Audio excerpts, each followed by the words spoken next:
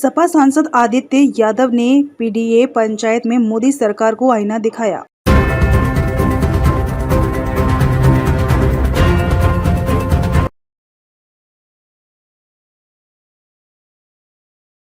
Samajwadi party के बदायूं से सांसद आदित्य यादव आज अपने संसदीय क्षेत्र विसौली के अंतर्गत ग्राम भवानीपुर नगला तथा ग्राम मेतोली में पीडीए पंचायत कार्यक्रम में उपस्थित रहे।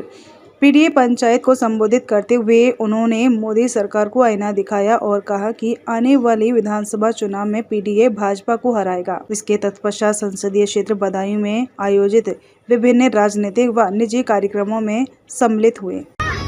मैं सांसद होने के बाद आज पहली बार आप लोग के बीच में यहाँ आया हूँ, तो सबसे पहले आप सबका तहे दिल से धन्यवाद व्यक्त करना चाहता हूँ कि 2024 की लोकसभा की लड़ाई में प्रत्याशी के रूप में मैं आप लोग के बीच में आया और प्रत्याशी से भर के अपना बच्चा, अपना भाई, अपना बेटा समझ के आप लोगों ने मुझे स्वीकारा और हजारों वोट से जिताकर इस देश की सबसे बड़ी पंचायत में मुझे अपना नेतृत्व करने का जो आपने मौका दिया है, मैं आपको भरोसा दिलाता हूं कि आप लोगों के जो भी आप लोगों की उम्मीदें हैं उन पर खरा उतरने का पूरा प्रयास और भरसक प्रयास करूंगा।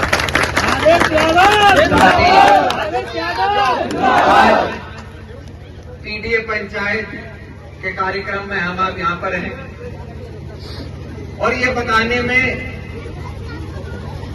बताने की कोई जरूरत नहीं है कि पीडीए की क्या ताकत है। वो इसीलिए क्योंकि इस पीडीए की ही चुनाव में हम लोग फलसफे को लेकर निकले थे चुनाव में, और जब चुनाव में हम लोग गए तो शुरुआत जब पहला चरण, दूसरा चरण, तीसरा चरण था, तब चुनाव एक अलग रूप में था। जब बदायूं लोकसभा का भी वोटिंग हो रही थी तीसरे चरण की, तो उस समय भी पूरे प्रदेश में माहौल अलग था।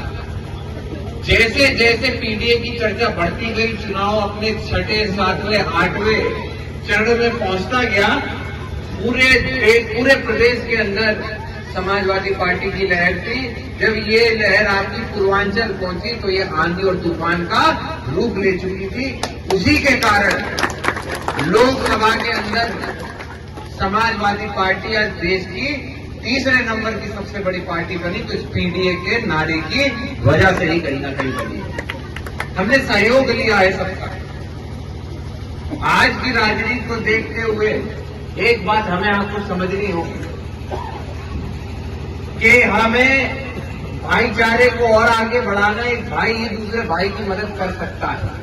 जब ये भावना हम अपने अंदर लाएंगे, एक दूसरे समाज को हम लोग अपने साथ जोड़ने का प्रयास करेंगे, तभी हम आने वाले समय में अपने बच्चों को रोजगार या अपने क्षेत्र को विकास दे पाएंगे। अपने अंदर उस भावना को जीवित रखना है और कोई नई चीज नहीं है। हमारे पुरखों ने और पूर्वजों ने हमें यही तो सिखाया है। इस देश की पहचान भाईचारे से ही तो थी, लेकिन आज भारतीय जनता पार्टी की सरकार में इस मोबाइल, टीवी, न्यूज के, अखबारों के जरिए हमारे आपके दिमागों में इतना भ्रम और भय भर दिया गया है कि अब हम एक दूसरे से डरने से लगे। आज ये माहौल को खड़ा किया गया।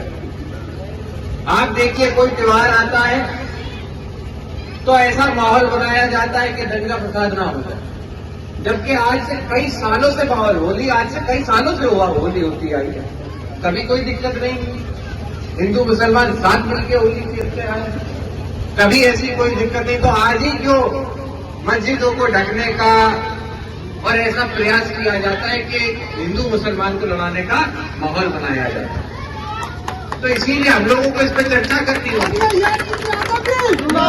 नहीं चर्चा करेंगे तो हम कभी भी ये जो सबसे बड़ी समस्या हमारे बीच में पनप रही है, इसको हम लोग कभी खत्म नहीं कर पाएंगे। अगर कोई बीमारी खत्म करनी है, हमारे बड़े तो हमें यही सिखाते थे, अगर कोई बीमारी खत्म करनी है तो उस बीमारी के ऊपर चर्चा करो, डॉक्टर से उसके बारे में बात करो, जड़ तक जाओ, तभी बीमारी खत्म कर पाओ। और आज ये भारतीय जनता पार्टी एक बीमारी, एक दीमक की तरह इस देश को अंदर से खोखला करने का प्रयास कर रही है। भाई को भाई से लड़ाने का, हिंदू को मुसलमान से लड़ाने का प्रयास, और अब तो हद तक हो जाती है जब हिंदुओं में भी जातियां ढूंढ गई एक दूसरे को लड़ाने का प्रयास कर रहे हैं। ये सच्चाई है। ये स्थिति हो रही है जहां हमें आपको सरकार से सवाल पूछना चाहिए रोजगार के लिए कि क्या हमारे क्षेत्र में रोजगार हो रहा है।